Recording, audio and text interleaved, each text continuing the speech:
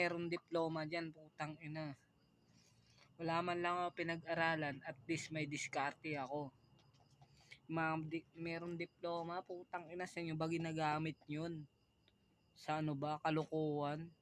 Tas daka yung diskarte, tas di kayo makahanap ng trabaho. Diskarte ang kailangan, hindi kailangan diploma, puki ng ina nyo. Sorry nga pala, sana wag nyo ako ano dito, wag nyo iban sa YouTube account ko. Totoo naman yung sinasabi ko. Wag nyong usgahan yung construction worker. Tapos wag nyo din usgahan lahat ng mga nagtatrabaho na mahihirap. Kaya kung ako sa inyo, diskarte piliin nyo. Pag diploma, ano yun kayo ng diploma? Kung ipapahamak kayo nan, kung laman kayong diskarte, kung hindi kayo makakahanap ng trabaho, dapat diskarte. Ayun, isipin nyo, kaltukan ko kayong lahat eh. Puke ng ina nyo eh. Diskarte ako. Wala man ako pinag-aralan, at least may diskarte. Ayun dapat, par. Ayun dapat ang diskarte ha. May diploma nga kayo, wala naman kayong diskarte. Pakyo kayong lahat. Ang ina nyo. Ganon dapat, diskarte ha. Piliin nyo, hindi diploma. Shit.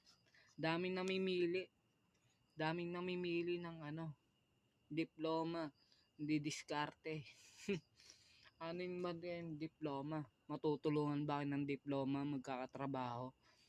May pinag-aralan nga kayo. Bobo naman ang isip nyo.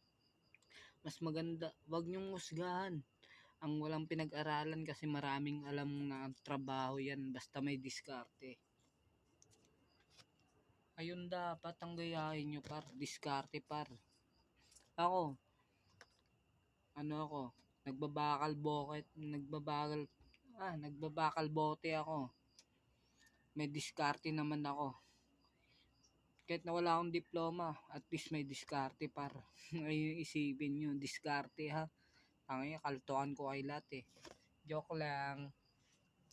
Sana matulungan nyo ako sa YouTube account ko. Binan kasi ako sa isang YouTube account ko. Sana matulungan nyo ako para mapaayos ko tong bahay namin. Ha? Salamat. Ako nga pala si Jericho, kilalang masaya, pero masaya lang. Pero wag nyo nang alamin kung anong nasa likod ng maskara. Yun lang, fades out. Love you sa inyo, love you all. Pang. Huwag nyo tutularan, lahat. Dapat mag-aral kayo ha. May diskarte at meron kayong